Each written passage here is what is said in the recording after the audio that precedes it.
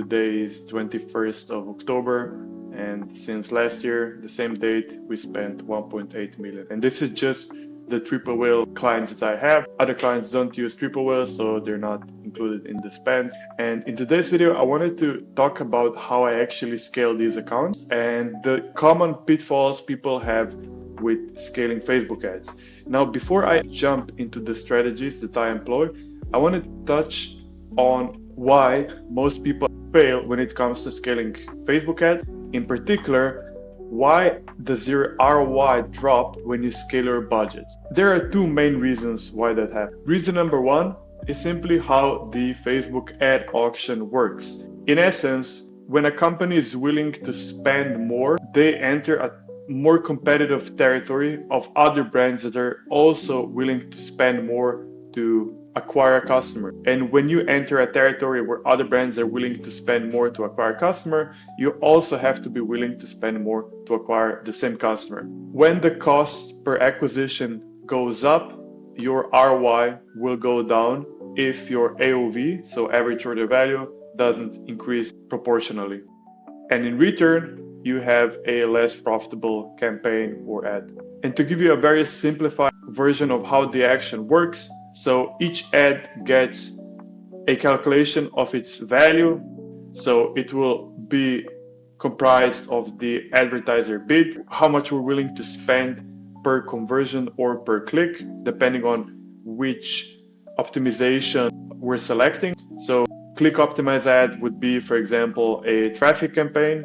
A conversion optimized ad would be a conversion campaign, optimizing for one of the conversions that we're selecting. So advertiser bid times estimated action rate. So these estimated action rates are these two calculations. I'm not going to go much into detail here. And the second part of the equation is relevance and quality. So Facebook always tries to optimize consumer experience and make it a enjoyable platform and show only ads that are relevant to them, because if the ads aren't relevant to the user, then their user experience essentially drops. And reason number two, your ROI drops when you try to scale your ads, is simply the fact that you're trying to scale the wrong ads. And what I mean by that is that you haven't gone through the proper testing that would give you actual winning ads, and you've made the decision to scale an ad prematurely. In order to get ads that are scale worthy, you have to go through a proper testing phase. I made a whole video on how to properly test your Facebook ads, and I'm gonna link it somewhere on the screen and also in the description. Start there before you wanna scale any ads. And also, if you want access to this chart, either let me know in the comment section or click on the link below this video and you will be able to download it for yourself.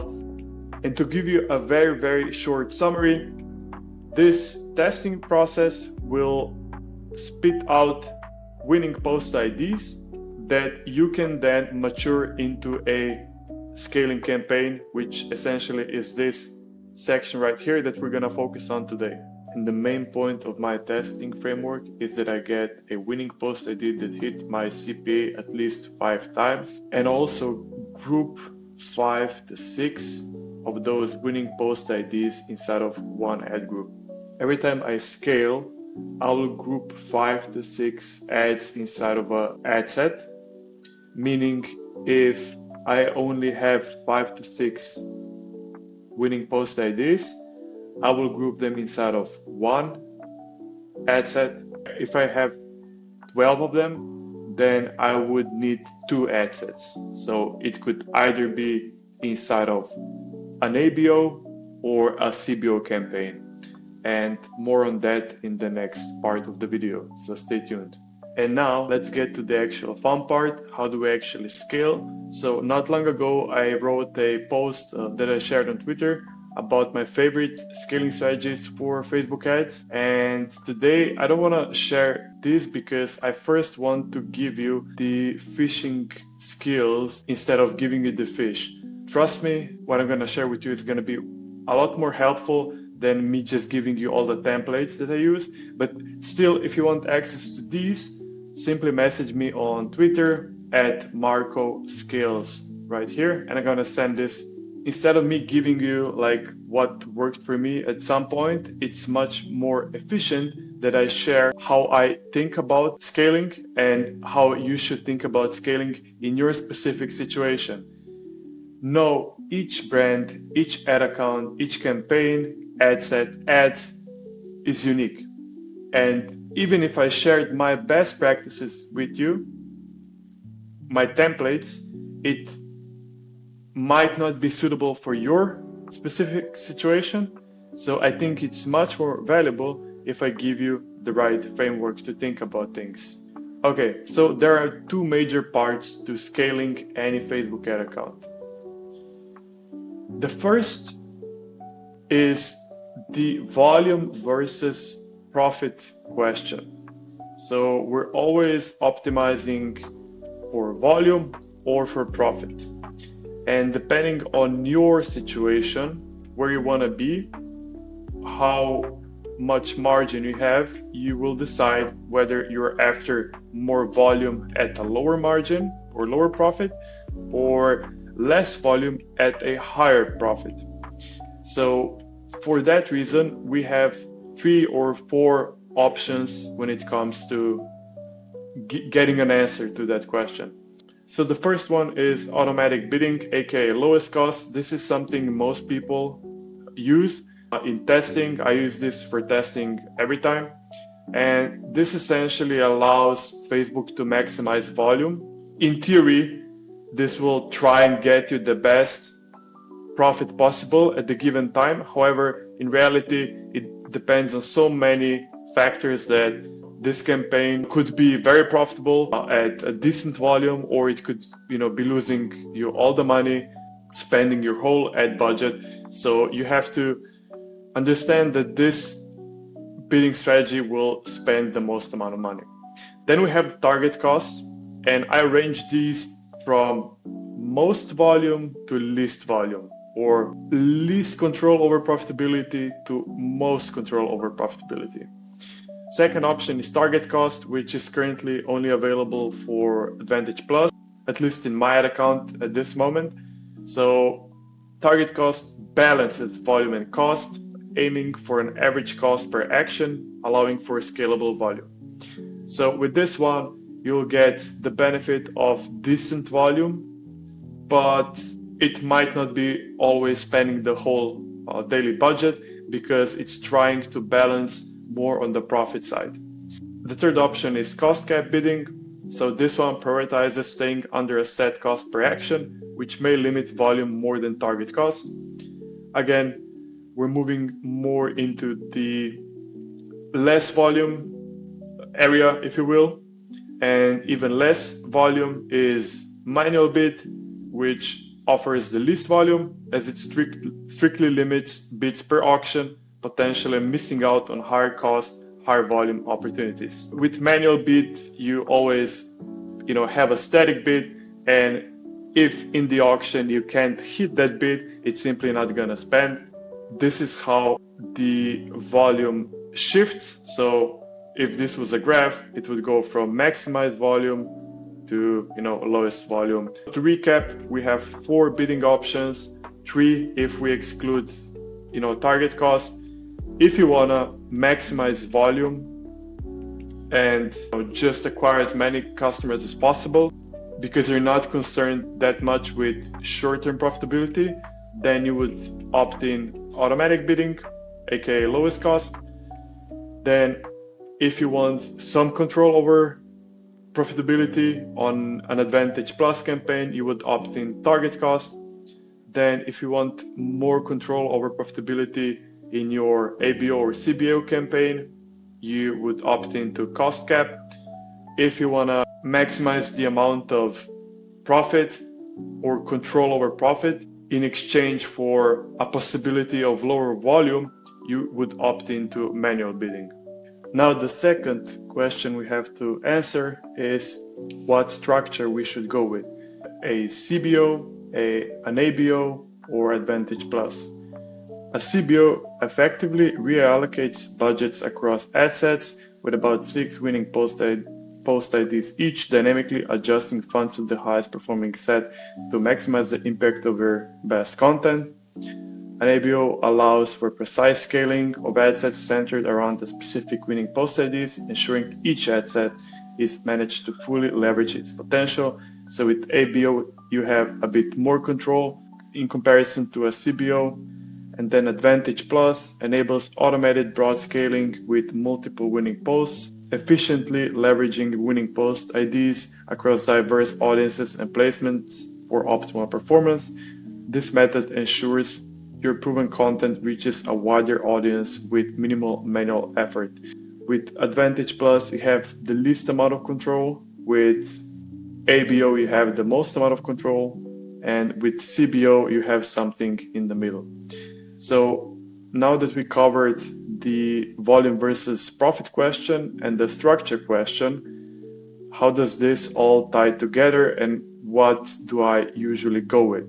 If you want to maximize profit by focusing on ROI, I would go with ABO with bid cap or cost cap. This structure allows you for most control over profitability at the expense of the possibility of less volume. Do you want a good balance between volume and profit? Then I would go with CBO with lowest cost or bid cap, because CBO efficiently allocates your budget to the best performing ad sets, optimizing both spend and results. So with a combination of lowest cost and CBO, you get as many results as possible while staying efficient, making it ideal for growth with an eye on cost effectiveness. And then if we want to maximize volume, we would go with Advantage Plus with lowest cost bidding, because this combination excels at expanding reach and maximizing outcomes. We maximize results within our budget, ideal for campaigns focused on scale over immediate ROI. So to recap, if we want to maximize profit, we would go with an ABO with bid cap and or cost cap, because that allows us for the most amount of control we have. If we want to balance volume and profit, then we would go with a CBO with either a lowest cost or bid cap. If we want to maximize volume, we would go with an Advantage Plus campaign with lowest cost bidding.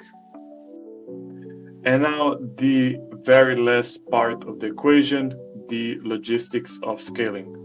So we have two main options. First one is horizontal scaling, aka duplicating campaigns or ad sets.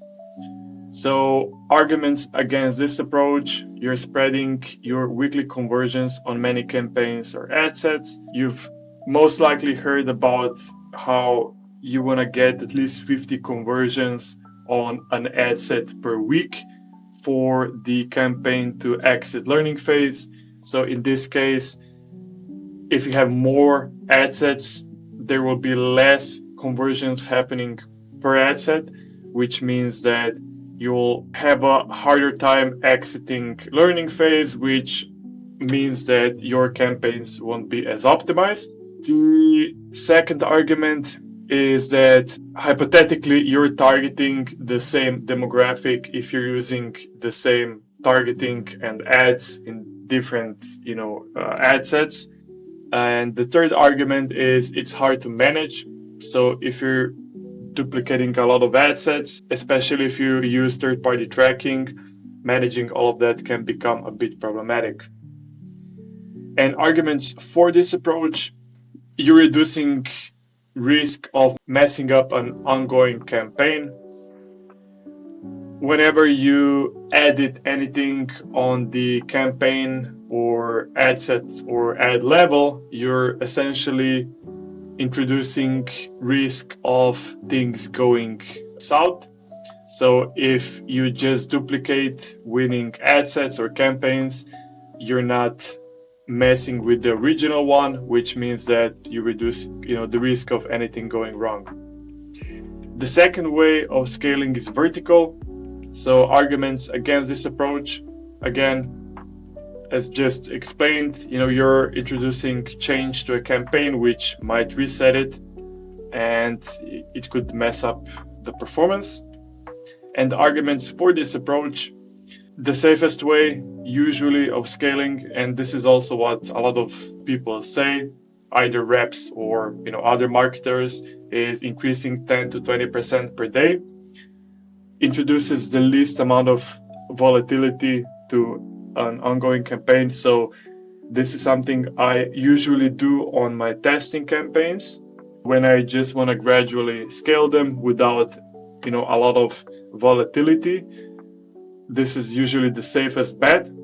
Now, the good thing about this approach is that you can also be very aggressive if situation allows it. For example, something called a surfing method that I will probably have a completely different video on. And out of the two ways of scaling, I usually do a combination of both. It's essentially testing different scaling approaches, and depending on the account and situation, would combine the horizontal approach and the vertical approach. I like to duplicate a winning set of post IDs on a much higher budget and launch it for the next day, and then monitor the campaign closely to see if it's converting or not. Because whenever you go on a higher budget, if you don't keep a close eye on things, you might overspend and lose a lot of money. If a campaign starts off hot in the morning and you'll be able to closely monitor the campaign throughout the day, then you can be more aggressive. But if, for example, you won't be able to monitor the campaign closely throughout the day, then if you scale aggressively, then there's going to be a risk of things going south. If you want to go aggressively because early performance in the day was good, then make sure to keep an eye on that campaign, because the last thing you want is seeing good performance in the morning, doubling the daily budget on that campaign, and then not checking the account anymore, because all of that budget can be wasted if you're not keeping a close eye on things. And lastly, when you increase budgets aggressively throughout the day, then you also have to take into consideration that the next day might not be as hot as the one before was. Meaning you might have scaled a campaign from $100 to $1,000 on a Saturday, and then you wake up on a Sunday and performance is bad. When I do aggressive scaling, I also usually reset the budgets the next day, because if the performance is not good the next day, you can waste a lot of money and you want to avoid that. So it's better to really strike iron when things are good on a given day, and then play defense the next day. And if you see good performance early in the morning the next day, go aggressive again, and not have the mindset that if something did really well on a Saturday, that it's still gonna work the same way on a Sunday. I really hope this was valuable. Make sure to like this video and subscribe to my channel if you want to get notifications when I post new content. Again, if you want access to my whole testing and scaling flowchart, make sure to click on the link below this video. If you have any questions, simply write them down in the comment section and I will make sure to answer them promptly. Thank you and have a good one.